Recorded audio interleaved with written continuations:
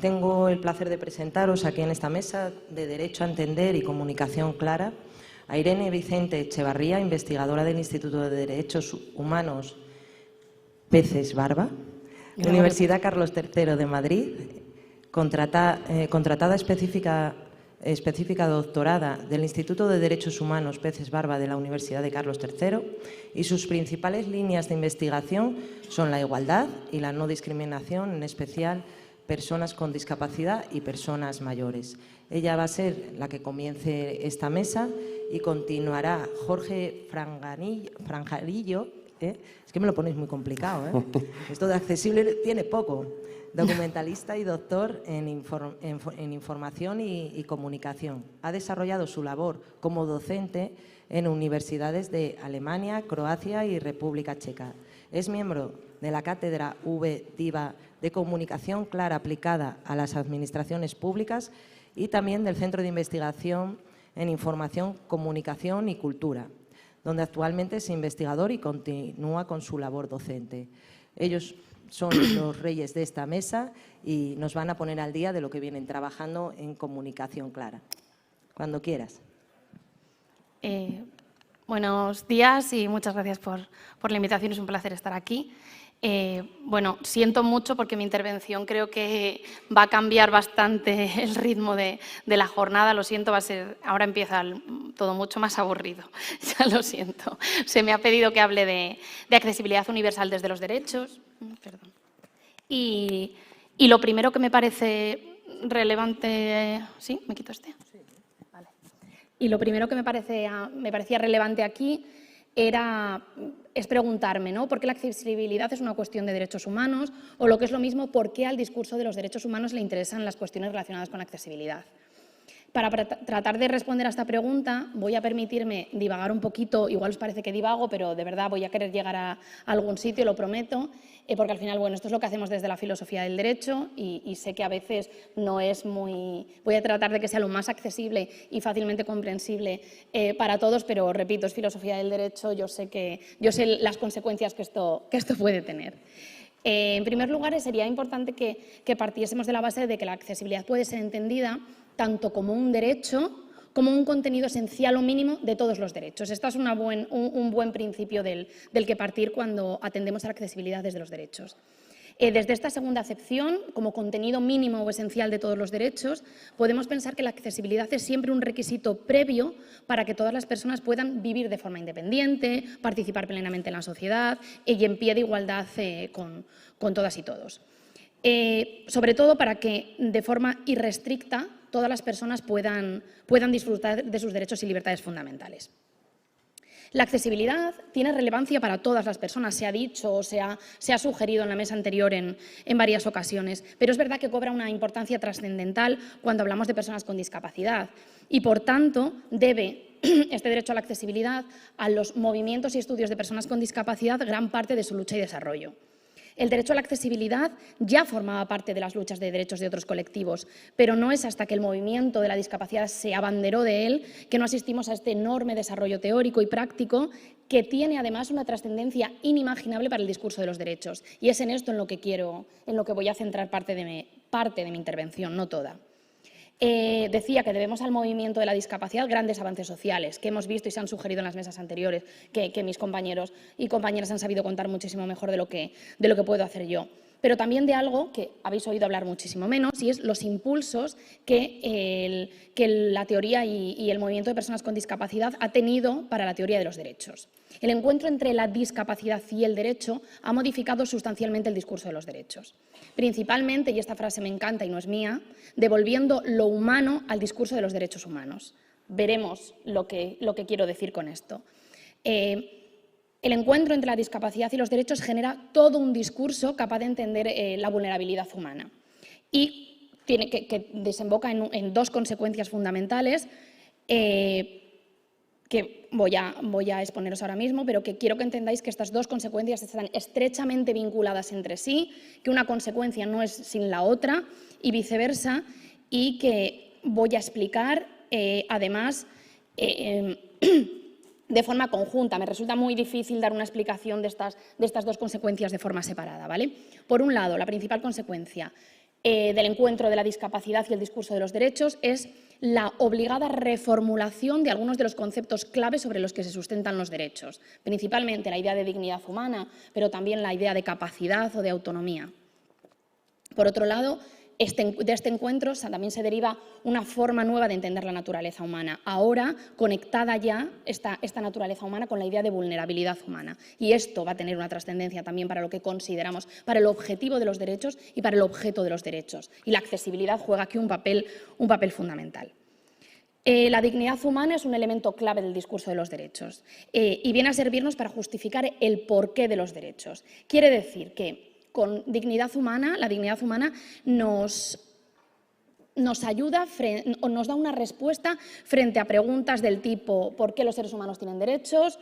O ¿por qué los estados deben garantizar los derechos de su ciudadanía? La respuesta aquí es porque los seres humanos son seres dignos.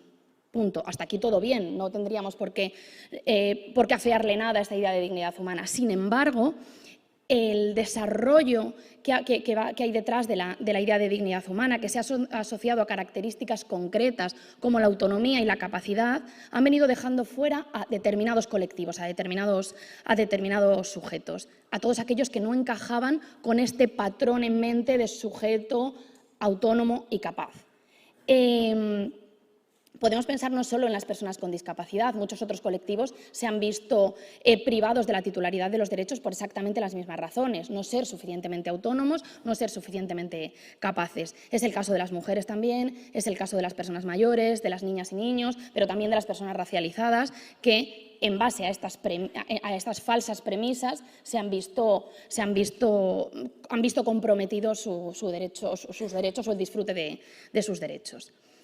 De acuerdo con los nuevos avances en la teoría de los derechos impulsadas, entre otros por la discapacidad, pero también por otras corrientes o por otras luchas, como los feminismos, por ejemplo, la autonomía y la capacidad van a dejar de ser esa puerta de entrada a la titularidad de los derechos. No considero que hayamos completado esta labor todavía, pero estamos construyéndolo con derechos como la accesibilidad o los derechos a los apoyos y ajustes en general.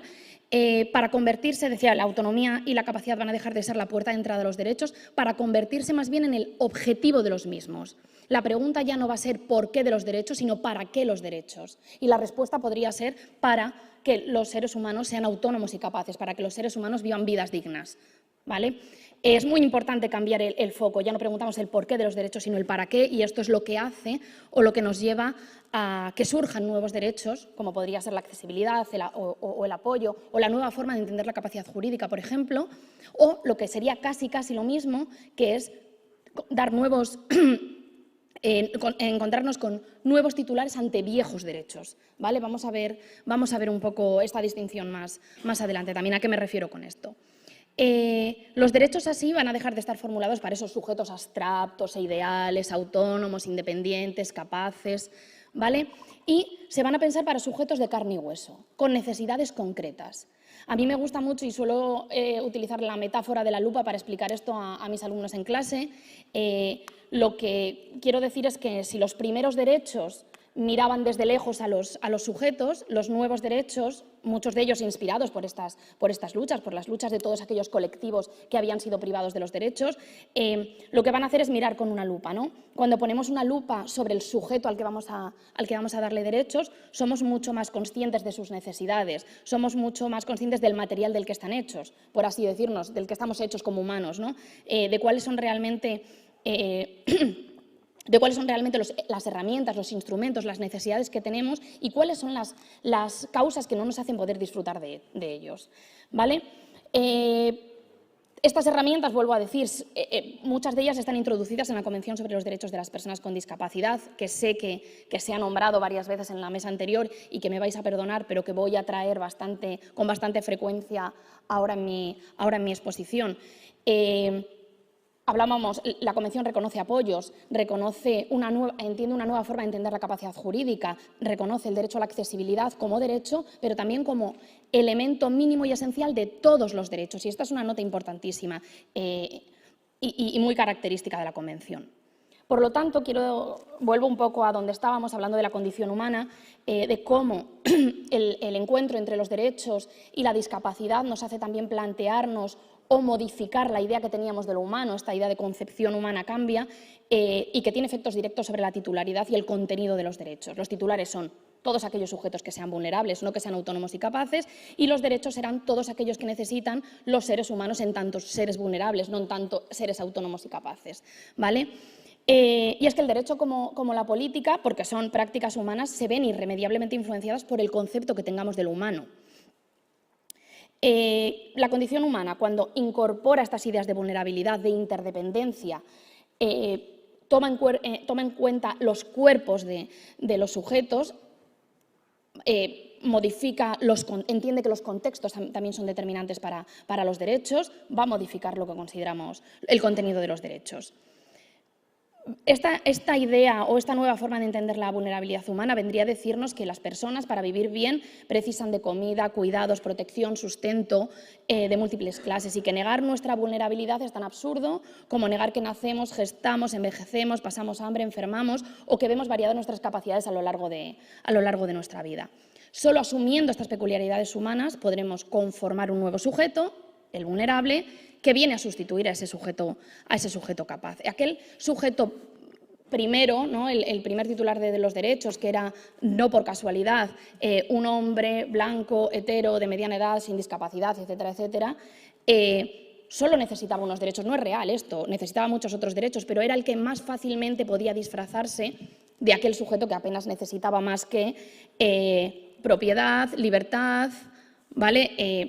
Esta idea seguro que la conocéis y la habéis oído muy frecuentemente. Pero esta nueva concepción de lo humano obliga a expandir las actuales responsabilidades y obligaciones de los Estados, ¿vale? Obliga a reclamar determinados recursos sociales, derechos y políticas concretas a los Estados y a los actores públicos. Es aquí el gran cambio. Esto, lejos de ser patológico, como se nos había presentado históricamente, esta vulnerabilidad humana es una fuente creativa. Y entender que esto va más allá de estadios concretos de la vida, la niñez, la vejez o momentos puntuales de enfermedad o de discapacidad, lo que tiene es un potencial muy fuertemente creativo y nos obliga a revisar entornos, pero también a revisar legislaciones, nos obliga a construir espacios en los que se dialoga de forma distinta, porque se razona de forma distinta, espacios en los que nos interrelacionamos de forma distinta los unos con los otros, en los que entendemos los apoyos y entendemos los cuidados, en los que entendemos que los sujetos nos necesitamos los unos a los otros. Ahora sí, voy a empezar a hablaros un poco de la Convención, en primer lugar porque la Convención sobre los Derechos de las Personas con Discapacidad introduce esta idea de vulnerabilidad humana de la que yo os estoy hablando hasta aquí de forma demasiado teórica, me perdonáis, pero que es real y que es práctica y que en el derecho internacional podemos encontrarnosla presente y en concreto en la Convención sobre Derechos de las Personas con Discapacidad, que incorpora la vulnerabilidad humana como rasgo central de la condición humana. Y esto lo podemos ver desde el momento en el que establece que la dignidad humana es inherente a todos los seres humanos y que desarrolla un conjunto de artículos pensando en cómo ayudar a que todos los sujetos, al margen de sus capacidades, desarrollen esta dignidad humana. Podemos decir que la Convención ha forzado a emerger, a que salgan a la superficie en el derecho internacional de los derechos humanos muchas de las sospechas que se habían suprimido hasta ahora de esta falta de conexión entre el derecho y la realidad humana y la real condición humana, ¿vale? Me gustaría ahora detenerme un poco en contaros la Convención, me voy a poner un poco menos filosófica, más fácil de seguir seguramente, espero que hasta aquí no os haya resultado demasiado aburrido. La Convención Internacional sobre los Derechos de las Personas con Discapacidad, como se ha dicho y como seguro que sabéis, se aprobó por consenso general de los Estados miembros de Naciones Unidas en Nueva York el 13 de diciembre de 2006 y ha sido firmada y ratificada por España, entre otros países, con lo que entró en vigor el 3 de mayo del 2008 en nuestro país. Desde esta fecha, los países que la han ratificado, y por tanto España, deben adoptar todas las medidas necesarias para hacer efectivos los derechos que la Convención recoge. En este sentido, la Convención tendrá una importante proyección en los ordenamientos estatales. Esto quiere decir que va a modificar nuestras legislaciones internas. Por un lado, en el momento en el que España firma y ratifica la Convención empieza a formar parte de nuestro derecho interno. Y esto lo dice la Constitución. ¿vale? Y además, por otro lado, nos va a obligar a que el resto de derechos y libertades que quedan recogidas en nuestro país deban interpretarse a la luz de la Convención, ¿vale? Quiero decir que la fuerza real de la Convención la fuerza de la Convención es real en nuestros ordenamientos internos. Es común resaltar, o cuando analizamos históricamente la Convención, se dice que ha sido el Tratado de Derechos Humanos más rápidamente negociado. Bueno, esto es verdad y es mentira. Se llevaba debatiendo sobre esto, discutiendo sobre la necesidad de una convención específica desde los años 80, más o menos, pero bueno, una vez que se pusieron en ello, fue bastante rápido. El principal argumento esgrimido, y por lo que esta discusión fue rápida y fácil, es porque nos dábamos cuenta, ¿no?, de la invisibilidad del colectivo de personas con discapacidad dentro de los tratados internacionales. No había un instrumento específico, no había un órgano que supervisase a los Estados con respecto a la protección de los derechos de las personas con discapacidad, y no había nada de carácter obligatorio, ¿vale? Es cierto que otras cláusulas o otros tratados internacionales podemos entender que cuando hablan de discriminación dejan una cláusula abierta o otras causas, y ahí podríamos entender que hablamos de discapacidad. Pero no se nombraba expresamente la discapacidad más allá que en la Convención de Derechos de la Infancia, lo cual resultaba bastante insuficiente para un colectivo que había vivido, que vivía una discriminación histórica indiscutible. La adopción de una convención nos obliga a dotar de visibilidad ahora al colectivo. Deja claro que su protección es obligatoria, ¿vale? Y que ya no puede dejarse a discreción o a la buena voluntad de las legislaciones nacionales, sino que es que hay una obligación específica, explícita, de desarrollar normativas acorde con los derechos de las personas con discapacidad. Quienes hayáis tenido contacto con la Convención, que entiendo que seréis muchos de vosotros, sabéis que el objetivo de la Convención no es otro que promover, proteger y asegurar el goce pleno y en condiciones de igualdad de todos los derechos humanos y libertades fundamentales por todas las personas con discapacidad, y promover el respeto de su dignidad inherente. Para desarrollar este objetivo, la Convención tiene unos 50 artículos.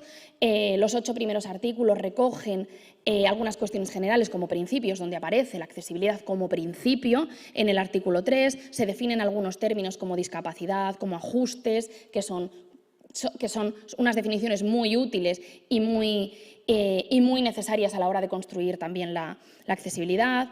Bueno, los artículos del 9 al 30 ya vienen a recoger derechos sustantivos y constituyen ya lo que llamamos el núcleo normativo de la Convención.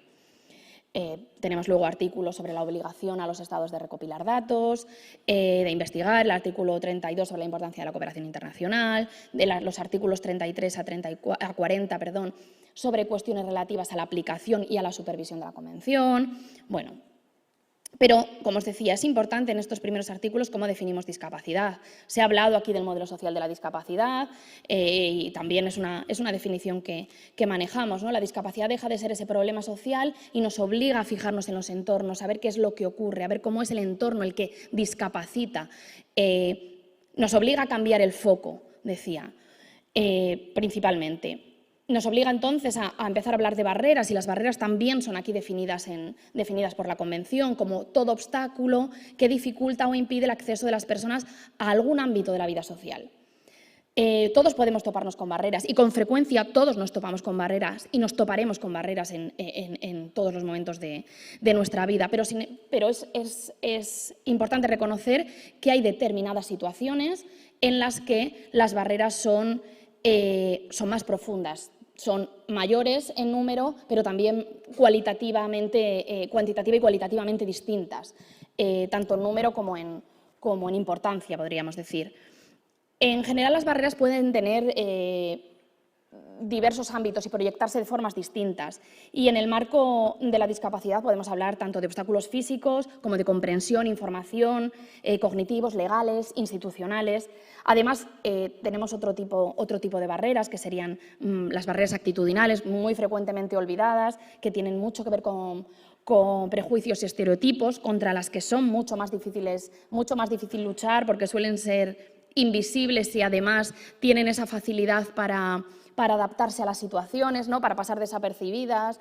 y en general para que se esconden más fácilmente y en general nos cuesta mucho más enfocarlas y desarrollar herramientas contra ellas. Para la igualdad y no discriminación de las personas con discapacidad, la remoción de barreras tiene una importancia central y, por lo tanto, no es solo un principio la accesibilidad, como os decía, sino es que es un derecho específico también. Y ese contenido mínimo de los derechos, sin remover las barreras, las personas con discapacidad no pueden gozar de ninguno de los otros derechos que se les han reconocido. La accesibilidad universal como derecho está recogido en el artículo 9 de la Convención. Intenta garantizar el entorno accesible para las personas con discapacidad para que ejerzan sus derechos, como os decía. Es importante subrayar que la accesibilidad plena, y esto es una cosa que hasta hace poco se nos olvidaba bastante, la accesibilidad plena no se logra únicamente garantizando el acceso físico a entornos, servicios y productos, sino que también puede ofrecerse a través de formas de asistencia humana, animal, de intermediarios, guías, lectores, intérpretes, profesionales de la lengua de señas. Una compañera antes preguntaba por estas ayudas profesionales, no solamente por las cuestiones materiales, también las otras personas pueden ser forma de accesibilidad, ¿vale? Y esto deriva también de esta idea de entendernos interrelacionados y conectados a otros sujetos y de dejar de idealizar esta supuesta autonomía humana. El artículo 9 también reconoce la importancia de la formación y de la promoción de la accesibilidad, en la que cualquier Estado tiene un papel preponderante. Debe quedar claro, y me parece que sería un resumen importante de todo, que la falta de accesibilidad se traduce en discriminación. Lo dice la Convención y lo podemos sostener y argumentar de varias formas distintas. La falta de accesibilidad encaja perfectamente dentro del concepto de cualquier distinción, exclusión o restricción por motivos de discapacidad que tenga el propósito o el efecto de obstaculizar o dejar sin efecto el reconocimiento, goce o ejercicio en igualdad de condiciones de todos los derechos humanos y libertades fundamentales. Y nos interesa también señalar que además la accesibilidad nos beneficia a todas las personas y no solo a las personas con discapacidad. Construir unas rampas en lugar de una escalera, poner un ascensor donde había unas escaleras, no solo es beneficioso para una persona con movilidad reducida, también lo es para una mujer embarazada, para una persona mayor, para cualquiera que vaya con un carro de bebé o que mañana se rompe una pierna o cualquiera de nosotras y nosotros cuando llegamos a casa con un montón de compra. ¿Vale? Lo mismo pasa con otras formas de accesibilidad, como pueden ser los pictogramas. En muchas ocasiones facilitan la comprensión o facilitan moverse por los espacios a otras personas más que a las personas con discapacidad intelectual, por ejemplo. El artículo 9 de la Convención recoge 3 formas de lograr la accesibilidad, por así decir, 3 estrategias. En primer lugar, el diseño universal, que vendría a explicarnos o a hablarnos de aquellos productos, instrumentos, programas, dispositivos, herramientas que se crean de forma accesible ex ante, es decir, en el mismo momento del diseño, y que esta debería de ser la primera forma en la que construimos la accesibilidad. Es cierto que la accesibilidad tiene algunos límites que deben de ser tomados de forma muy restrictiva y no abusar de ellos, pero están ahí, ¿vale? A veces no es posible, pues porque la ciencia o la técnica no ha avanzado lo suficiente para conocer o para ver cómo podríamos construir esto universalmente accesible, o bien para conocer y prever la diversidad humana. A veces construimos algo considerando que es suficientemente accesible y va a haber un grupo de personas o una persona en concreto que no va a poder utilizarlo debido a su diversidad. A veces no es razonable tampoco, esto puede ser un límite que le podemos imponer a la accesibilidad, a veces no es razonable y como cualquier otro derecho puede entrar en colisión con otros derechos. Esto es, si para lograr un diseño universal necesitamos, por ejemplo, producir daños ambientales de mucho impacto, nos encontraríamos frente a un límite bastante razonable, ¿vale? Pero importante, tomémonos los límites como límites, que nunca nos sirvan para justificar más allá de lo que pretenden. Además de esta obligación ex ante de construir los entornos, bienes, productos, servicios accesibles ex ante, podemos encontrarnos con dos formas de hacer los servicios accesibles ex post. Es decir, después que hayan sido creados a través de medidas de accesibilidad o de ajustes razonables. El término ajustes razonables se define también muy bien en la Convención y estoy segura de que lo conocéis. Y aquí es uno de los grandes problemas con los que nos encontramos frecuentemente, que es el abuso también de los ajustes razonables frente a la forma de diseño universal desde el principio, ¿verdad? Con mucha frecuencia se utilizan los ajustes razonables para solucionar cuestiones que se podrían haber solucionado previamente con un diseño universal. Es decir, la función no es reemplazar el cumplimiento de las medidas de accesibilidad. En todo caso, hay que tener en cuenta que la accesibilidad universal, os decía, es un derecho y que además es una condición de acceso a los derechos, que obliga, como deja claro la Convención, tanto a los poderes públicos como a los poderes privados y particulares.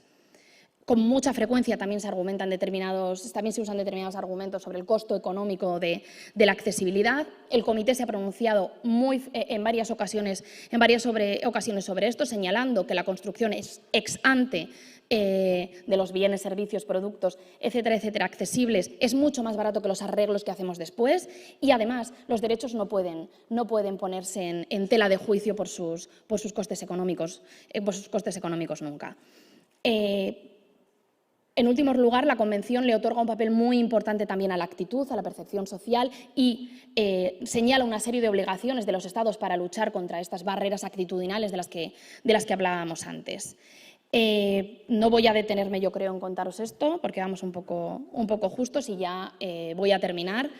Un poco volviendo a mi idea del principio, un poco conectando esto que os contaba al principio de cómo el discurso de los derechos cuando se encuentra con la discapacidad y con la accesibilidad y con los ajustes y los apoyos desarrolla nuevas formas de entender los derechos y nuevos derechos también, recalcando que cuando la accesibilidad se ve comprometida estamos ante formas de discriminación y, en último término, de vulneraciones de derechos.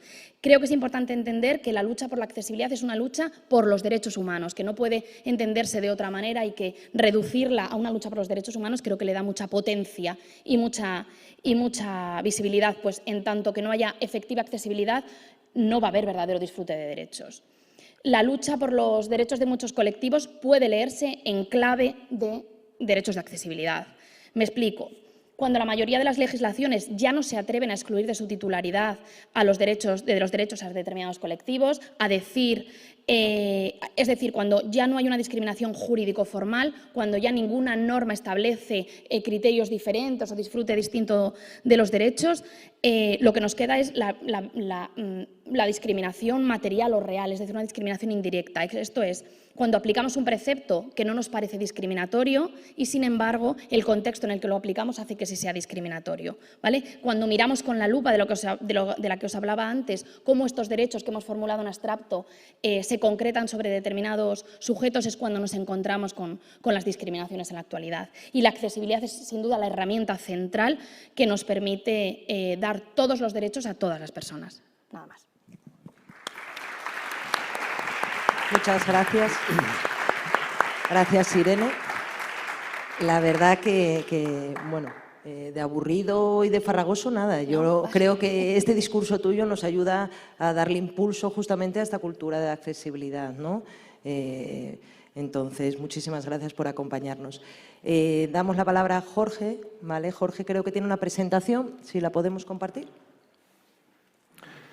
Bueno, de entrada, mis primeras palabras quieren ser de agradecimiento por invitarnos a esta jornada y poder tener la oportunidad de hablar de temas que son de una importancia capital.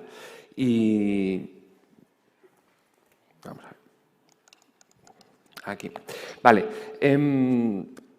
Todos lo sabemos. Pedir una ayuda, pagar un nuevo impuesto, leer un consentimiento médico o entender un contrato son tareas que nos cuestan esfuerzo, y no solo mental, también emocional. ¿Quién no lo ha vivido? Son trámites que afectan a nuestra vida, a nuestra salud, a nuestros derechos, y por eso queremos que las instituciones nos hablen claro, ¿no? Esta es la esencia del derecho a entender. Vamos a ver. Vale, el derecho a entender es un derecho fundamental y se extiende de la administración pública hacia el ciudadano y también de la empresa privada hacia el consumidor o usuario. Entonces, cualquier persona en un país democrático tiene derecho a entender cualquier comunicación que le llegue de estos dos ámbitos. Y no basta con tener acceso. Esa información debe ser útil, ¿vale? Es decir, el derecho a entender exige que esa información sea útil, que tenga un propósito, que se pueda procesar y entender y que ayude a tomar decisiones correctas. La información ha de conducir a un bien común, ha de beneficiar a todo el mundo. Cuando una persona paga un impuesto, por ejemplo, contribuye a un bien común, ¿no? Y cuando entiende lo que paga, también contribuye a que la sociedad funcione. Entonces, el derecho a entender no es entonces un mero concepto teórico, como ha explicado de una manera muy elocuente Irene, es también un movimiento práctico que busca mejorar la comunicación entre las instituciones y la ciudadanía. Entonces, este movimiento es el de la comunicación clara. ¿Vale?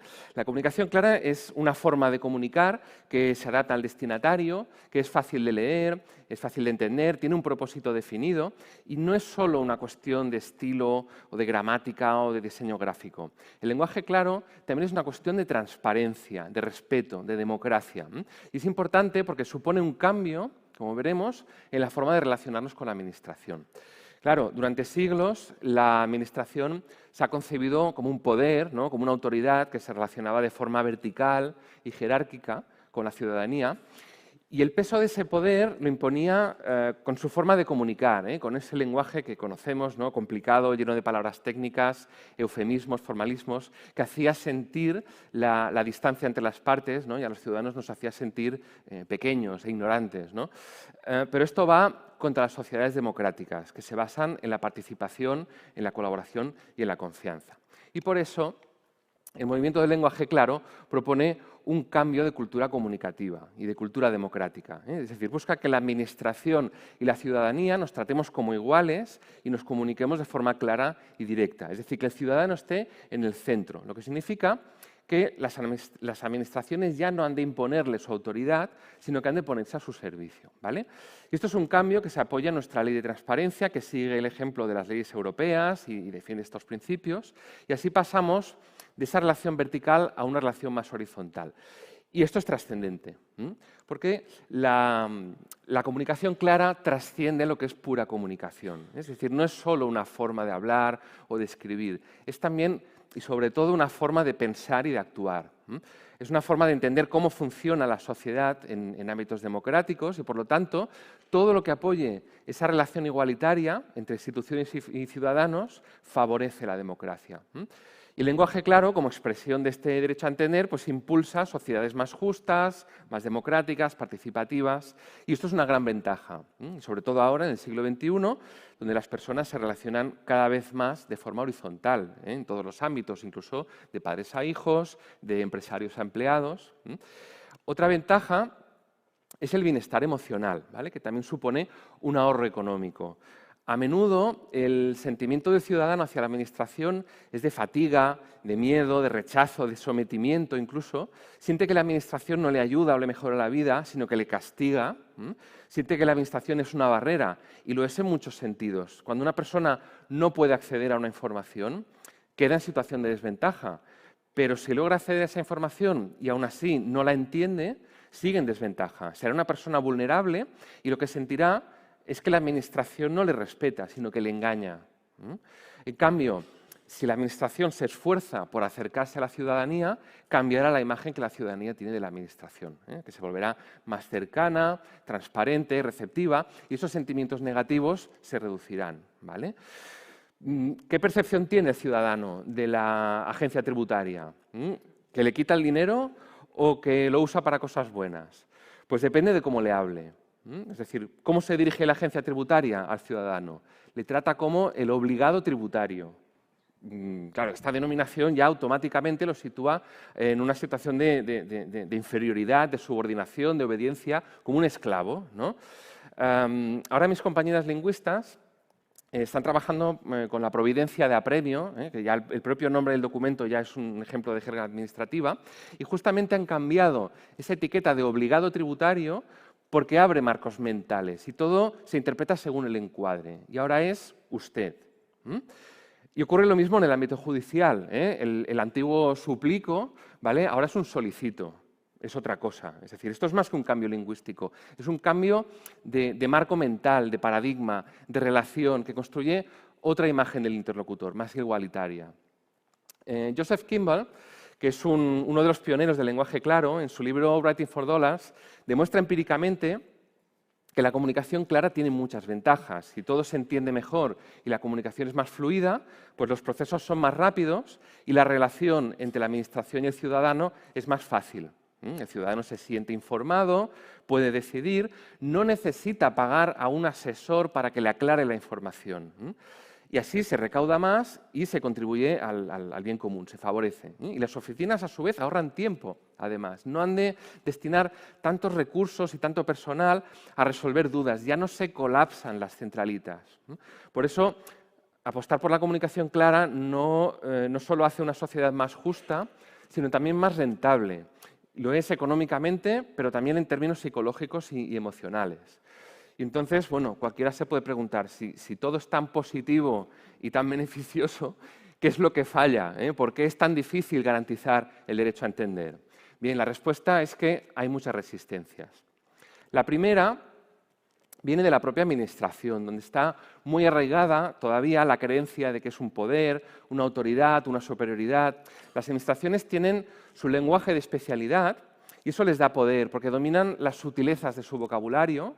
El personal de la administración es lo que en lingüística se denomina una comunidad de práctica. Entonces, como tal, habla y escribe según unas rutinas expresivas que ha heredado y que reproduce con fidelidad. Es decir, ha interiorizado un léxico que le es útil porque para ese colectivo, dentro de ese colectivo, tiene un significado muy preciso, pero un ciudadano, cuando ve en qué términos se expresa la información, pues percibe a la administración como un ente superior, ¿no? Y hay muchos poderes que no quieren perder esa posición dominante. La segunda resistencia viene de quienes usan el lenguaje como instrumento de poder y lo oscurecen a propósito para que no se entienda. Las compañías de seguros a menudo omiten información relevante, como por ejemplo, dónde se puede reclamar o si el teléfono es gratuito. Entonces, no mienten, pero omiten información relevante. Y eso es poder, porque deja al ciudadano indefenso. Entonces, los agentes del lenguaje claro han de impedirlo. Esa información es un derecho del consumidor o un derecho democrático, según el caso, y tiene que constar. Quizá no hay letra pequeña, todos sabemos el sentimiento de la letra pequeña, pero esas omisiones deliberadas mantienen la desigualdad. Y luego hay una tercera resistencia que es de tipo más individual. Es decir, en el ámbito judicial, por ejemplo, hay quienes apuestan por el lenguaje claro, pero también hay quienes piensan que después de estudiar durante años y aprender su lengua de especialidad tan precisa con la que se sienten cómodos, se resisten a perder eso. Es decir, creen que invalida su aprendizaje y que les aleja de su comunidad de práctica, que les da cierto estatus, ¿no? Entonces, de nuevo, es una actitud muy unida a la relación jerárquica, es decir, al ciudadano se le va a juzgar y, por lo tanto, el juez o la jueza esperan un respeto. Por eso es importante que las nuevas generaciones de jueces ya tengan conciencia de que la justicia está para servir al ciudadano y no para mandar sobre él, aunque sea un delincuente. Entonces, para que el lenguaje claro avance, hace falta un compromiso. ¿Desde dónde? Desde arriba. Es muy importante que se haya formado la Comisión para la Claridad y Modernización del Lenguaje Político. En ella participan organismos como la Real Academia Española o el Consejo General del Poder Judicial, entre otros. Y es clave que haya un apoyo institucional desde las más altas instancias.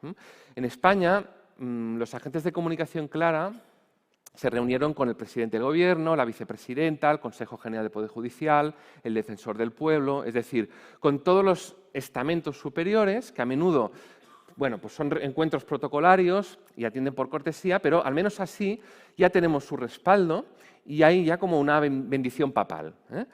También es importante que desde España se colabore con América en redes institucionales de lenguaje claro. Nuestra cátedra está ahora mismo, hoy mismo está en Argentina, reunida con representantes de estas redes y de la Suprema Corte de Justicia, justamente para unir fuerzas y trabajar juntos. Y no basta con eso. Hay que ir institución por institución, picar mucha piedra. En este sentido es muy relevante la experiencia de mis compañeras en la agencia tributaria. Llamaron a su puerta y les dijeron, sabemos que vuestros documentos son muy difíciles de entender. En el departamento de gestión, que es el de pagos voluntarios, pues les dijeron que no interesaba. Pero en recaudación, que es el departamento de cobro de morosos, les dijeron que sí.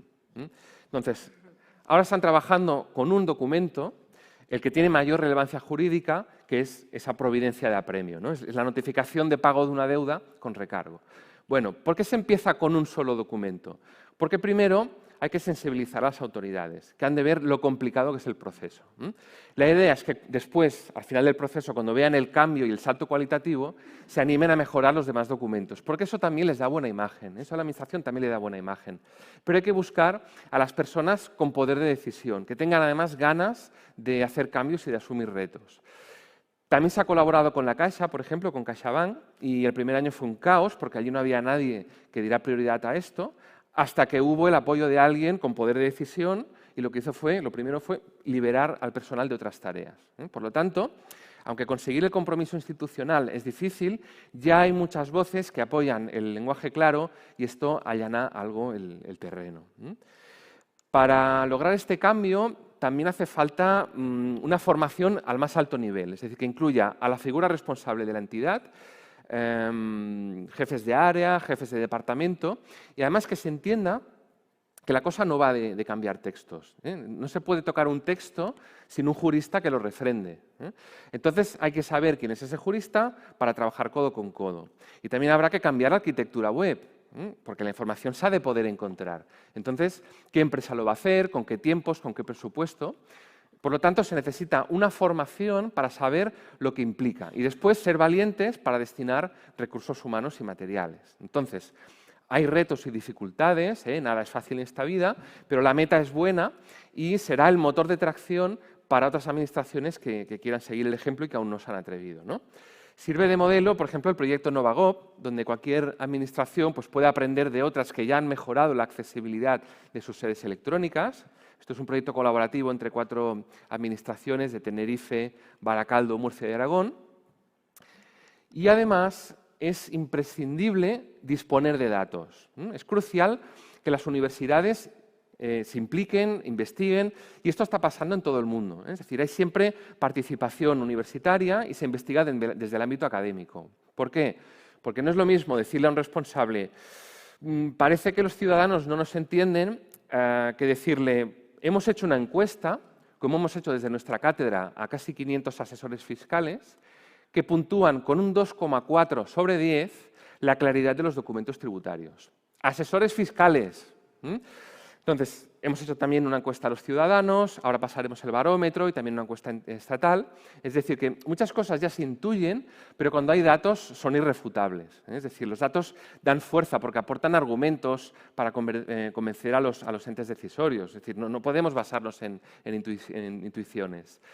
En las sedes electrónicas también ayuda mucho las pruebas de usuarios y por eso cada vez se hacen más, porque señalan con evidencias objetivas qué es lo que no funciona. Y además son muy baratas, ¿no? Bien, comunicar con claridad, por lo tanto, es una labor interdisciplinaria, ¿vale? Es decir, sobre todo requiere a lingüistas, juristas y diseñadores. Juristas los hay, porque las administraciones trabajan con juristas. Muy ocupados, sí, pero hay que liberarlos. Diseñadores, es fácil encontrar diseñadores gráficos y de interacción web, pero han de entender que su propósito es que los ciudadanos entiendan. No se trata de hacer diseños bonitos, sino de que funcionen y tengan en cuenta a las personas con limitaciones. ¿Qué ocurre con los lingüistas? Pues que en este país todavía hay muy pocos lingüistas preparados. ¿Vale? Esto es un hándicap. Incluso los que trabajan en escuelas que se publicitan como activistas de la comunicación clara, cierto ayuntamiento los tuvo que despedir porque se limitaban a tocar comas. ¿Vale? Entonces, esto es un problema. El lenguaje claro implica cambios profundos en la arquitectura de un texto, no simplemente cuestiones ortográficas, ¿no? Hay que rehacer entera la arquitectura de los textos.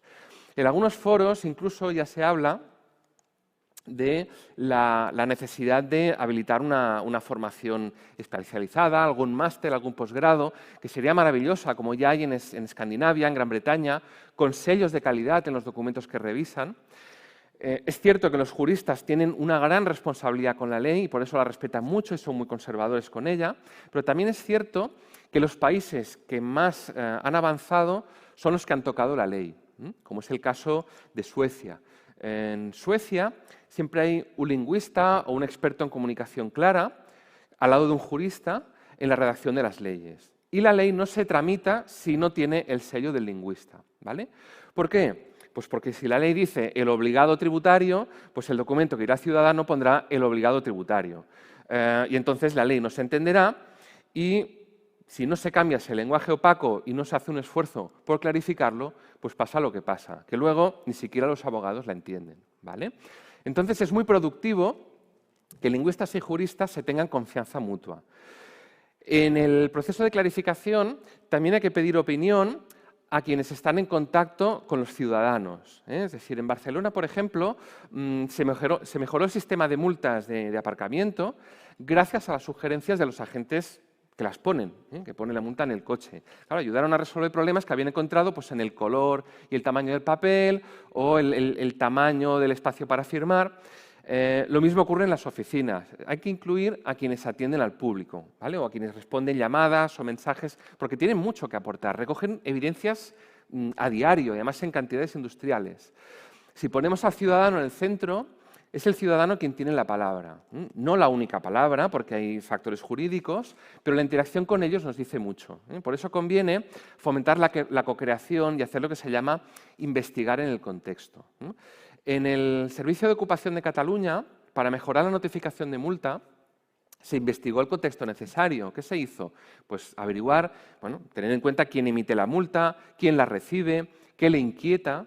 No es lo mismo una persona de 60 años que quizá querrá saber si puede acudir a una oficina física que una de 30 que preferirá gestionarlo en línea, desde casa, ¿no? Y al entrar en un proceso de clarificación es cuando la Administración se da cuenta de la dimensión de la tragedia. Es decir, a menudo se ha pasado por alto aspectos que surgen al trabajar la comunicación. ¿Este teléfono es gratuito? Pues esto a veces se omite, se pasa por alto, ¿no? Este paso se lo puede ahorrar. En un tuit, un sociólogo, recuerdo que contaba cómo un ministerio le pedía una y otra vez en un formulario el lugar y la fecha de expedición del DNI, cuando eso ya no está en el DNI y deberían saberlo, ¿no? Bien, otro aspecto clave en la comunicación clara es la bidireccionalidad, porque no es solo la Administración la que quiere acercarse a la ciudadanía y dirigirse a ella de forma clara y eficaz. También la ciudadanía quiere comunicarse con la Administración, porque quiere consultar dudas, quiere obtener información útil y de calidad, quiere conocer sus derechos para poder ejercerlos y también sus obligaciones. Y quiere poner alegaciones y quiere poder quejarse, porque quiere aportar sugerencias para mejorar el espacio público y la vida en comunidad. Porque comunicar, que proviene del latín comunicare, entre otras cosas es poner en común, crear comunidad. Y es entre todos que creamos comunidad. Escuchar la voz de la ciudadanía es esencial en las sociedades democráticas y de derecho, porque fomenta una cultura más participativa e inclusiva y, por lo tanto, debería ser un marcador de excelencia en la gobernanza municipal y de país. Bien, desde esa perspectiva democrática, la comunicación clara tiene muchísimas ventajas. Crea un vínculo más fuerte entre la Administración y la ciudadanía, mejora la calidad de las gestiones, evita errores y malentendidos. Es cierto que apostar por ello es un proceso complejo, pero ahora es más fácil porque cada vez hay más apoyo institucional y más administraciones se suman al cambio. También hay la presión de las leyes europeas. Entidades como CaixaBank, el Banco Sabadell, AXA Seguros, ING y muchas otras están trabajando en ello porque se enfrentan a multas millonarias si no cumplen con los requisitos de transparencia. Y todo esto lo ha impulsado la Ley de Transparencia. Y aparte, tenemos un apoyo más reciente, que es el de la inteligencia artificial, que también nos puede ayudar a comunicar con claridad. Herramientas gratuitas como ChatGPT nos pueden ayudar a mejorar la claridad de todo tipo de textos, mensajes, documentos, páginas web. Aquí tenéis una muestra, ¿no? ya empieza a haber, aunque muy tímidamente, empiezan a asomar algunas administraciones que contemplan la inteligencia artificial para este fin. Por ejemplo, la Comisión Europea ha aprobado su uso con unas normas internas que reconocen su potencial, pero que también aconsejan algunas precauciones, como por ejemplo no incluir datos personales en las peticiones, ¿no?, en lo que le enviamos a la inteligencia artificial, porque ese sistema se alimenta de todo lo que encuentra a su paso y nunca se sabe dónde pueden acabar esos datos. Bueno, y ya por último, por otra parte, como muestra de que se sigue avanzando, ya ha salido la primera norma ISO del lenguaje claro, que es un marco general, muy general, es un estándar consensuado, eso sí, que aspira a ser una guía universal para redactar en lenguaje claro y establece estos 4 principios básicos y unas pautas para mejorar la claridad de los textos. En resumen, esos principios exigen que la información sea relevante y adecuada al público al que se dirige, que esté bien organizada para que sea fácil encontrar lo que se busca, que sea comprensible usando frases y párrafos que sean claros y concisos y que sea manejable y evite sobrecargar al lector.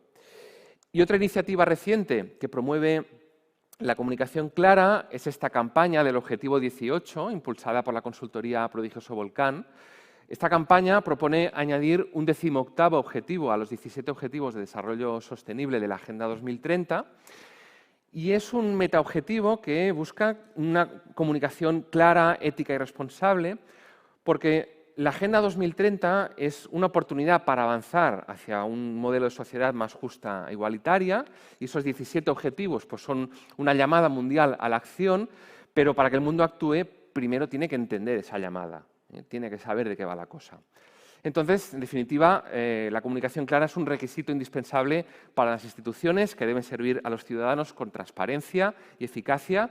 No es una cuestión de estilo, sino de derechos y deberes, y por eso os animo a que hagáis de la claridad vuestra bandera, porque solo hablando claro podremos entendernos entre nosotros y construir un futuro mejor. Toma ya. Y muchas gracias.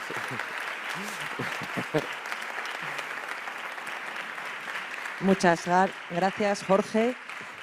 La verdad que yo creo que ha quedado la mesa muy clara, ¿no?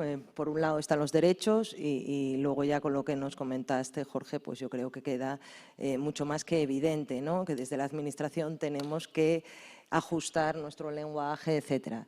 Yo que soy laboral y terapeuta, pues imagínate lo que me costó, ¿no?, aprender, y todavía no he aprendido y ahora tengo que desaprender y volver otra vez a la comunicación y al lenguaje más claro, ¿no? Ahora vamos a continuar, os agradezco mucho vuestra visita y que hayáis compartido con nosotros. Luego tendremos más oportunidad de hablar. Vamos a continuar con la mesa número 3. Yo no sé si hay alguna persona antes que tenga alguna consulta o quedó todo claro. Bueno, sí. Allí.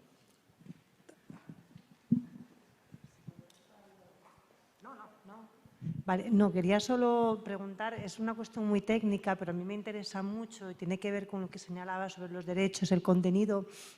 Estoy completamente de acuerdo en cómo debería ser considerado como discriminatoria la falta de accesibilidad. Me entra dudas de que realmente podamos decir que es así a día de hoy con nuestra legislación. No sé si eso lo compartas. Quiero decir que yo fui buscando en toda la normativa sobre discapacidad. Creo que en un primer momento, en el texto de 2013, lo vincula a la vulneración de igualdad de oportunidades y luego busqué en la Ley de Igualdad de Trato en 2022, creo que claramente vincula y considera discriminatorio la denegación de ajustes razonables, pero creo que no es igual de categórica con la accesibilidad. Y es solo la duda de saber, que a mí me interesa, yo querría que encajara también en el 14 y tener toda la protección de los derechos, el amparo y demás, pero mi impresión es que a día de hoy legalmente todavía está más vinculado al 9.2. Iba a hablarte de la Ley General de Discapacidad, en el que la denegación de ajustes razonables se considera discriminatoria. De forma más directa, la falta de accesibilidad en general no está contenida, positivizada, por así decir. Tendríamos que ir más a un plano de interpretación o lo que os decía antes, ¿no?, que en el momento en el que la Convención pasa a formar parte de nuestro... De nuestra legislación interna. Lo que sí es cierto es que si realmente el derecho se ve plenamente comprometido, que tú no puedes disfrutar de ese derecho, lo que no se está vulnerando tanto el derecho a la accesibilidad, sino como a ese derecho específico que ha sido vulnerado, ¿vale?